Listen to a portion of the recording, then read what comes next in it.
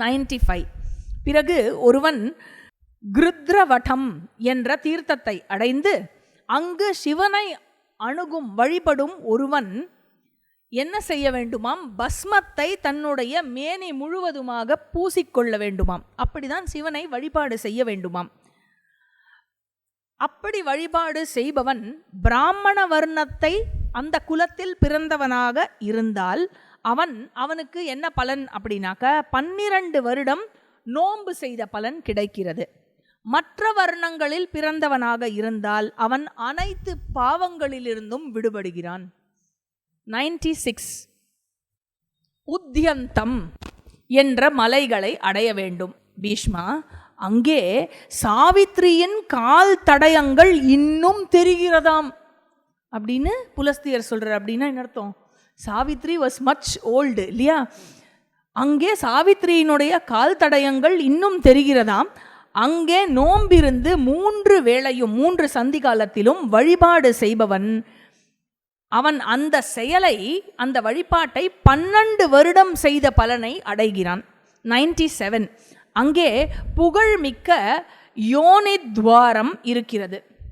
அதாவது மறுபிறவி என்ற பெரும் வலியிலிருந்து அந்த தீர்த்தத்தில் நீராடுபவன் விடுபடுகிறான். இதெல்லாமே கயா சர்க்கியூட்ல இருக்கு. வளர்பிறை தேய்பிறை நாட்கள் அனைத்தையும் கயாவில் கழிப்பவன் நிச்சயமாக சுத்திகரிக்கப்பட்டவனாக தனக்கு முன்பும் பின்பும் உள்ள 7 தலைமுறைகளை விடுவிக்கிறான், காக்கிறான். 98. பல்கு நதியை அடைய வேண்டும். அங்கேயே ஃபல்கு அப்படின்னு ஒரு நதி இருக்கு. அங்கு ஸ்நானம் செய்தால் அஸ்வமேத பலனை அடைகிறான், பெரும் வெற்றியை அடைகிறான். அதாவது பெரும் வெற்றியை அடைந்ததற்கு சமமாகும் அந்த நதியில் ஸ்நானம் பண்ணா. 99. தர்மப்பிரஸ்தம் என்ற இடத்தை அடைய வேண்டும். அந்த தீர்த்தத்தில் நீராடி அந்த நீரை பருகி அங்கு தேவர்களுக்கும் பித்ருகளுக்கும் அர்க்கியம் செலுத்துபவன் பாவங்களிலிருந்து நீங்கி ஸ்வர்க்கத்திற்கு உயர்கிறான். 100வது க்ஷேத்திரம் மதங்க முனிவரின் ஆசிரமம். அங்கு நுழைபவன் கவாமயன யஜ்ஞத்தை செய்த பலனை அடைகிறான். அங்கிருக்கும் தர்மதேவனின் உருவத்தை தொடுவதனால் அஸ்வமேதம் செய்த பலனை அடைகிறான். 101. பிரம்மஸ்தானம் என்ற தீர்த்தத்தை அடைந்தால் ராஜசூய யஜ்ஞமும் அஸ்வமேத யஜ்ஞமும் செய்த பலனை அடைகிறான். 102. ராஜகிருஹ தீர்த்தம். அந்த ராஜகிருஹ தீர்த்தத்தில் நீராடி யக்ஷினி தேவிக்கு படைக்கப்பட்ட பிரசாதத்தை எவன் ஒருவன் உண்கிறானோ அவனுக்கு பிராமணனை கொன்ற பாபமானது நீங்குகிறது, பிரம்மஹத்யா பாபம் நீங்குகிறது. 103. மணிநாகத்தை அடைய வேண்டும். மணிநாகம் என்ற தீர்த்தத்திற்கு செல்ல வேண்டும். அங்கு சென்றால் 100 பசுக்களை தானமாக கொடுத்த பலன் கிடைக்கிறது. மணிநாகம் சம்பந்தப்பட்ட எந்த ஒரு விஷயத்தையும் உண்பவன் எவன் ஒருவன் மணிநாகம் சம்பந்தப்பட்ட எந்த ஒரு விஷயத்தையும் உண்கிறானோ கடும் விஷம் கொண்ட பாம்பால் கடிக்கப்பட்டாலும் அவன் வீழ்வதில்லை. அங்கு ஒரு இரவு தங்கும் ஒருவன் தனது பாவங்களை நீக்கிக் கொள்கிறான். 104. அதன் பிறகு பிரம்மரிஷி கௌதமருக்கு பிடித்த வனத்திற்கு செல்ல வேண்டும். அங்கே அகில்யா மடுவில் நீராடுபவன் மேன்மையான நிலையை அடைகிறான். மேலும் கௌதம ஆசிரமத்திற்கு செல்பவன் அவன் லக்ஷ்மி தேவியினுடைய பரிபூர்ண கடாட்சத்தை பெறுகிறான். அப்படின்னா என்ன அர்த்தம்? நிறைய பைசா கிடைக்கும், நிறைய செல்வம் வந்து சேரும் அங்கு சென்றால். எங்கஜி? மகரிஷி கௌதம ஆசிரமம். அதே ஏரியாவில் தான் இருக்குது, அந்த கயா சர்க்கியூட்குள்ளே தான் இருக்குது. 105. 3 உலகிலும் அதே இடத்தில் அதே ஏரியாவில் 3 உலகிலும் கொண்டாடப்படும் கிணறு ஒன்று இருக்கிறது. அங்கு நீராடினால் அஸ்வமேத யாகம் செய்த பலன். 106. அங்கேயே அரச முனியான ஜனகரின் மற்றொரு கிணறும் இருக்கிறது. அது தேவர்களாலும் வணங்கப்படும் கிணறாகும். அந்த கிணறில் நீராடும் ஒருவன் விஷ்ணு லோகத்தை அடைகிறான். 107. அதன் பிறகு அங்கு அனைத்து பாவங்களையும் அழிக்கும் வினசனம் என்ற தீர்த்தத்தையும் அவன் அடைய வேண்டும். அங்கே சில காலம் தங்குபவன் வாஜபேய யஜ்ஞம் செய்த பலனை அடைந்து சோமலோகத்திற்கு உயர்கிறான். 108 108வது தீர்த்தம் என்னவென்று தெரியுமா? அதாவது அனைத்து தீர்த்தங்களில் நீராலும் உண்டாக்கப்பட்ட கண்டகி. அந்த கண்டகி தீர்த்தத்தை அடையும் ஒருவன் வாஜபேய யஜ்ஞ பலனை அடைந்து சூரியலோகத்திற்கு உயர்கிறான். 109 விஷல்யா நதி. விஷல்யா நதியை அடைவதால் அக்னிஷ்டோம பலனையும் அடைந்து ஸ்வர்க்கத்திற்கு உயர்கிறான். 110 ஆதி வங்க க்ஷேத்திரம் ஆர் ஆதி வங்க தீர்த்தம். ஈஸ்டா வந்துட்டு இருக்கார், புரியுறதா இல்லையா? ஸோ ஆதி வங்க தீர்த்தத்தை அடையும் ஒருவன் பெரும் மகிழ்ச்சியை அடைவான். 111 கம்பனா என்ற நதியை அடைபவன் பவுண்டரீக வேள்வி செய்த பலனை அடைந்து ஸ்வர்க்கத்திற்கு உயர்கிறான். 112 மகேஸ்வரி என்று அழைக்கப்படும் ஒரு ஓடை அங்கு இருக்கிறது. அந்த ஓடைக்கு வந்து அங்கு ஸ்நானம் செய்பவன் அஸ்வமேத பலனை அடைந்து தன்னுடைய குலத்தை மீட்கிறான். 113 தேவ புஷ்கரணி என்ற தீர்த்தம். அங்கு சென்றால் துரதிஷ்டங்களிலிருந்து பாதுகாப்பை அடைந்து அஸ்வமேதம் செய்த பலனையும் அடைகிறான். 114 சோமபதம் என்ற தீர்த்தத்தை அடைய வேண்டும். அங்கிருக்கும் மகேஸ்வர பதம் என்ற தீர்த்தத்தில் நீராடும் ஒருவன் அஸ்வமேத பலனை அடைகிறான். அந்த தீர்த்தங்களில் அந்த சோமபதம் அண்ட் மகேஸ்வர பதம் பற்றி அதே இடத்துல அந்த தீர்த்தங்களில் கோடி தீர்த்தம் இருப்பது நன்கு அறியப்பட்டதே அப்படிங்கிறார் புலஸ்தியர். இந்த கோடி தீர்த்தம்னு எல்லா இடத்துலையும் சொல்கிறாளே, அதோடைய சிக்னிஃபிகன்ஸ் என்ன அப்படின்னா, அதாவது இண்டிவிஜுவலாக மங்களகரமாக ரொம்ப ரொம்ப ஸ்பெஷலாக ரொம்ப புனிதமாக இருக்கும் தீர்த்தங்கள் ஜலங்கள் சங்கமிக்கும் இடத்திற்கு பேரு தான். அந்த மாதிரி கோட்டி ஜலங்கள் சங்கமிக்கும் இடங்களுக்கு பேரு கோட்டி தீர்த்தம் என்ற பெயர். அந்த கோட்டி தீர்த்தம் என்று எங்கெல்லாம் சொல்லப்படுகிறதோ அந்த இடத்தில் எந்த கர்மம் செய்தாலும் சரி, செய்யப்படும் எந்த கர்மத்தினுடைய பலனும் அது மல்டிப்ளை ஆகும். நீங்கள் ஜபம் பண்ணினா மல்டிப்ளை ஆகும், தானம் கொடுத்தா மல்டிப்ளை ஆகும், பூஜை பண்ணால் மல்டிப்ளை ஆகும். அந்த மாதிரி எந்த கர்மா நீங்கள் செஞ்சாலும் அது மல்டிப்ளை ஆகும் அதோடைய பலன். புலஸ்தியர் சொல்றார், அங்கு ஆமை வடிவில் இருந்த ஒரு அசுரன் அந்த தீர்த்தத்தை அபகரித்து சென்று விட்டானாம். பகவான் விஷ்ணு அவனிடம் இருந்து அந்த தீர்த்தத்தை மீட்டெடுத்தார். அத்தீர்த்தத்தில் அர்க்யம் செலுத்துபவன் பவுண்டரீக வேள்வி செய்த பலனை அடைந்து விஷ்ணு லோகத்திற்கு உயர்கிறான். 115 பிறகு ஒருவன் நாராயண தீர்த்தத்திற்கு செல்ல வேண்டும். அங்கு பிரம்மதேவனும் எல்லா தேவதாக்களும் அங்கு இருக்கிறார்கள். அங்கு பகவான் ஸ்ரீமன் நாராயணன் ஷாலகிராம ரூபத்தில் வழிபடப்படுகிறார். 3 உலகங்களின் தலைவனாகிய வரங்களை அருளும் பகவான் விஷ்ணுவை அணுகுபவன் அஸ்வமேத யாகம் செய்த பலனை அடைந்து விஷ்ணு லோகத்திற்கு உயர்கிறான்.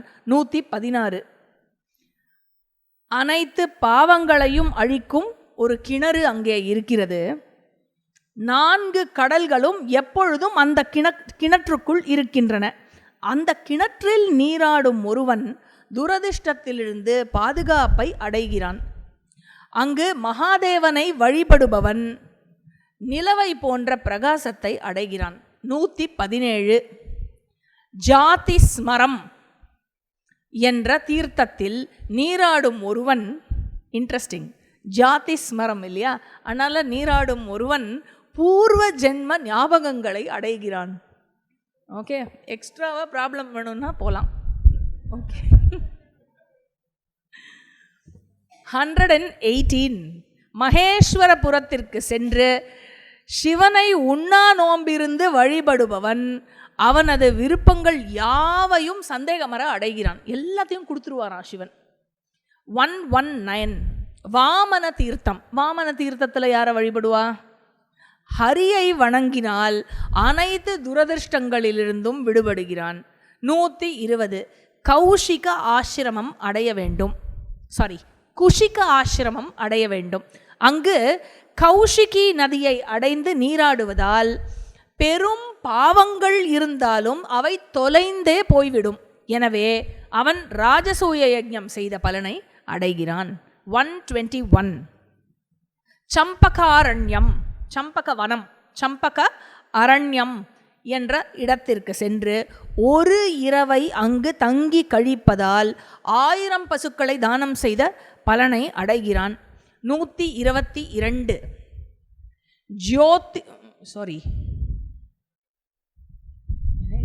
ஜேஷ்டில தீர்த்தம்.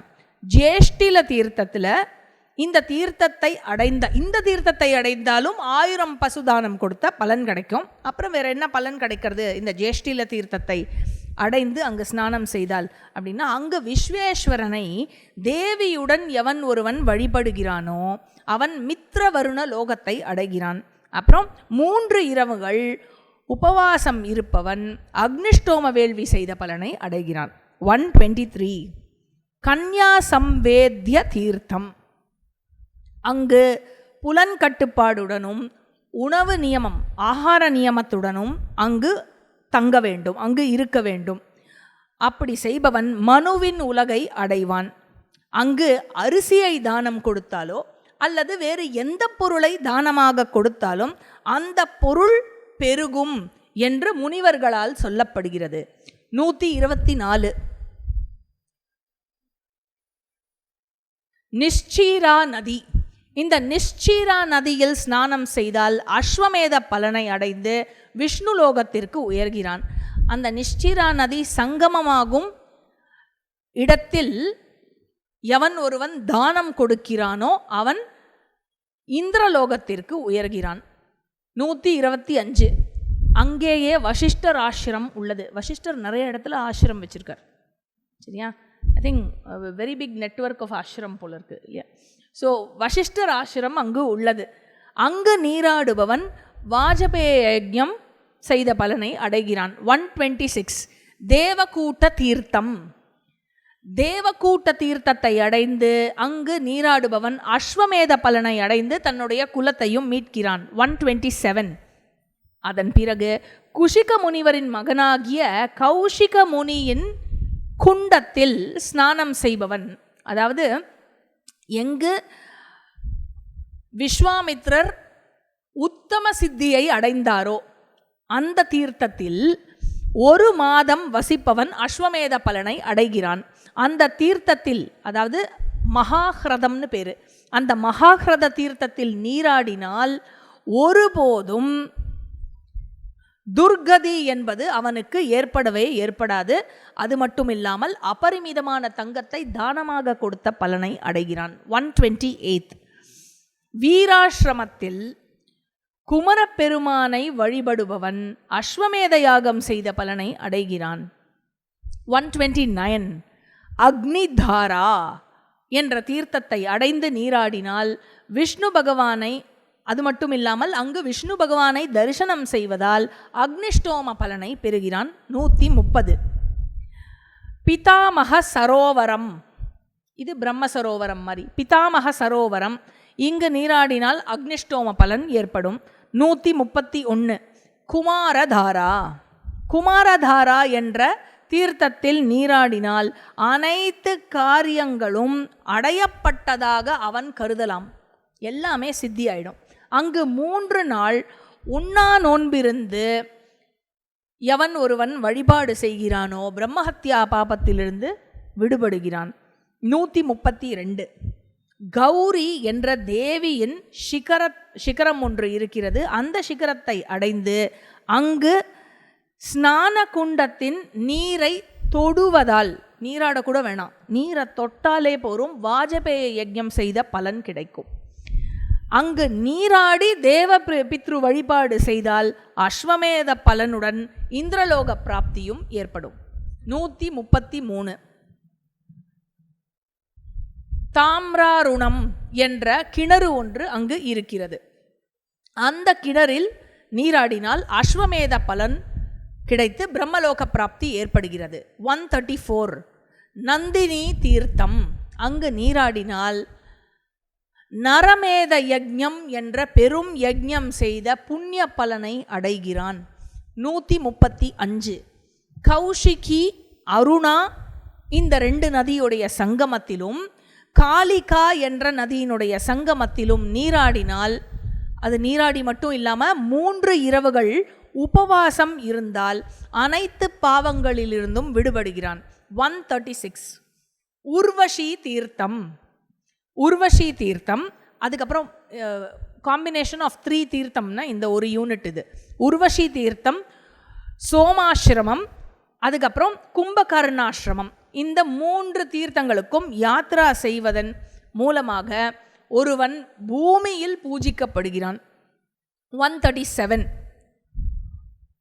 கோகாமுக தீர்த்தம். இந்த தீர்த்தத்திற்கு சென்று அந்த நீரை தொடுவதனால் முந்தைய ஜென்மங்களினுடைய ஞாபகம் மீட்டெடுக்கிறான். 138 பிராங்கு நதியை அடைபவன் பாபங்களிலிருந்து விடுபட்டு இந்திரலோகத்தை அடைகிறான். 139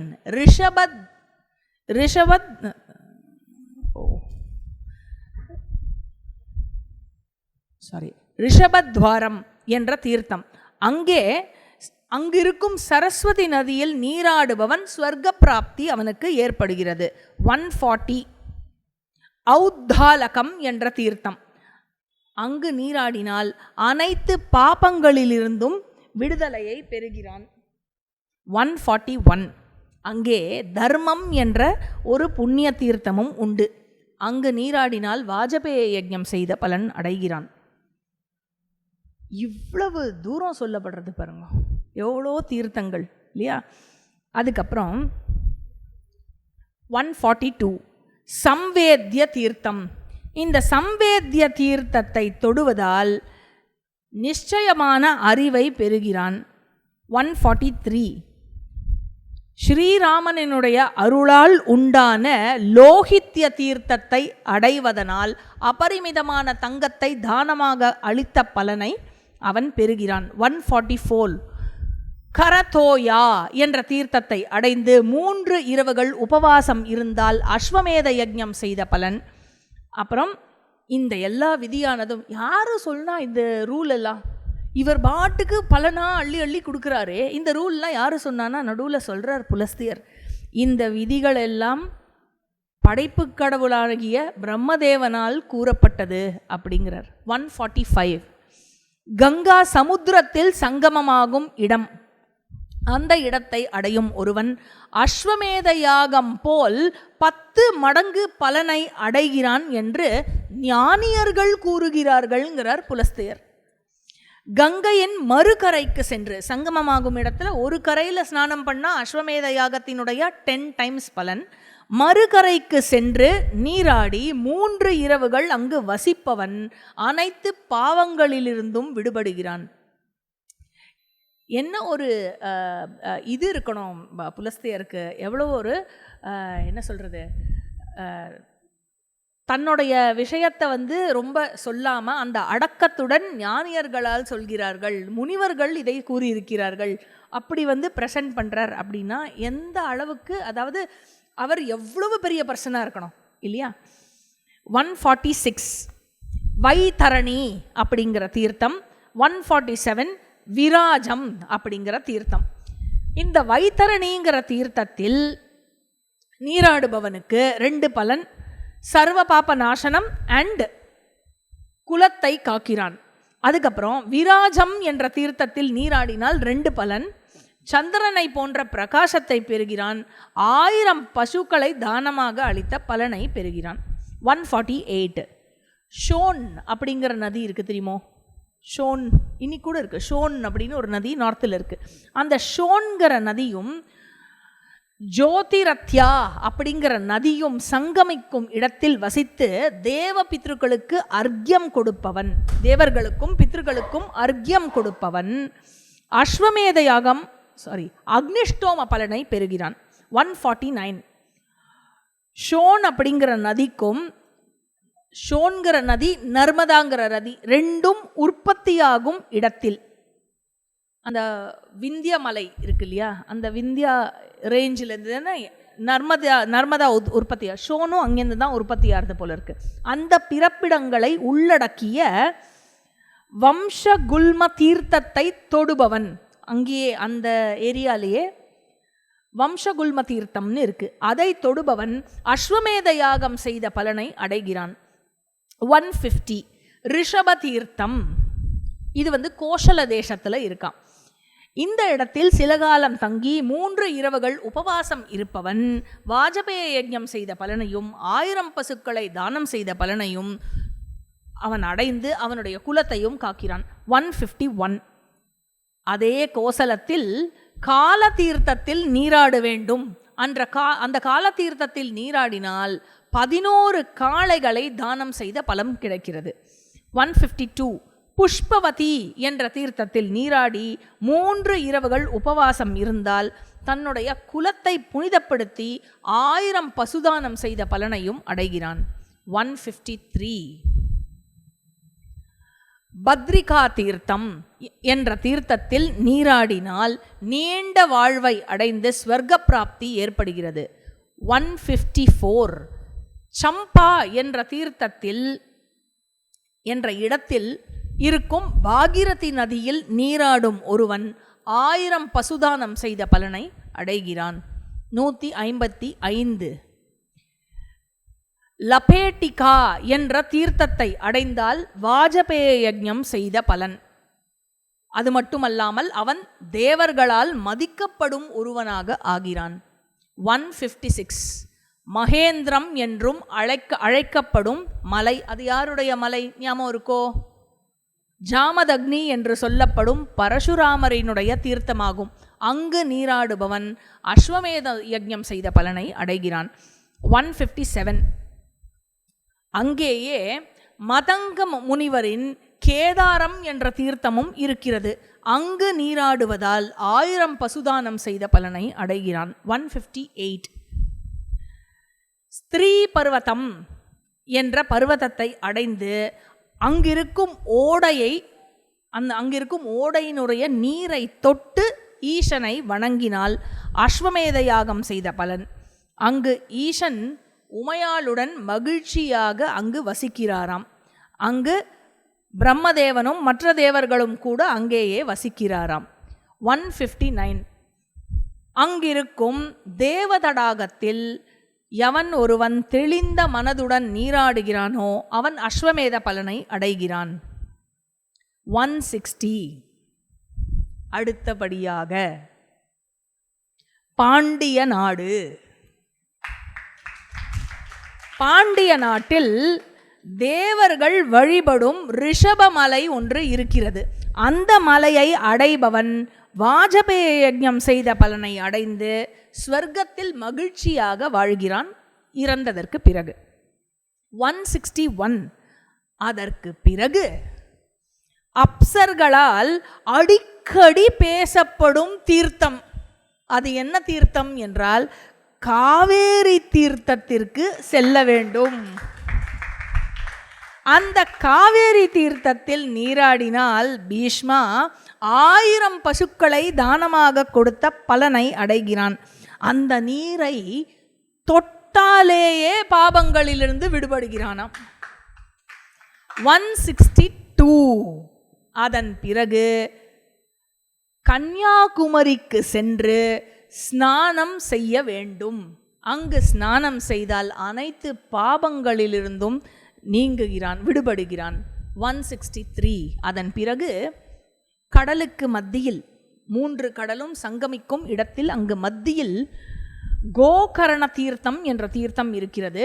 அந்த தீர்த்தத்தில் பிரம்மதேவனின் தலைமையிலான தேவர்களும் முனிவர்களும் பூதங்களும் யக்ஷர்களும் பிசாசங்களும் கிண்ணறர்களும் பெரும் நாகர்களும் சித்தர்களும் சாரணர்களும் கந்தர்வர்களும் மனிதர்களும் பன்னகர்களும் ஆறுகளும் கடல்களும் மலைகளும் எங்கு அந்த உமாதேவியின் தலைவனாகிய ஈசனை வழிபடுகின்றார்களோ அந்த கோகர்ண தீர்த்தத்தில் 3 இரவுகள் உண்ணாமல் இருந்து உபவாசம் இருந்து அந்த ஈசனை வணங்க வேண்டும். அப்படி வணங்கினால் அஸ்வமேத யாகம் செய்த பலனும் கானாபத்திய நிலையையும் அடைகிறான்.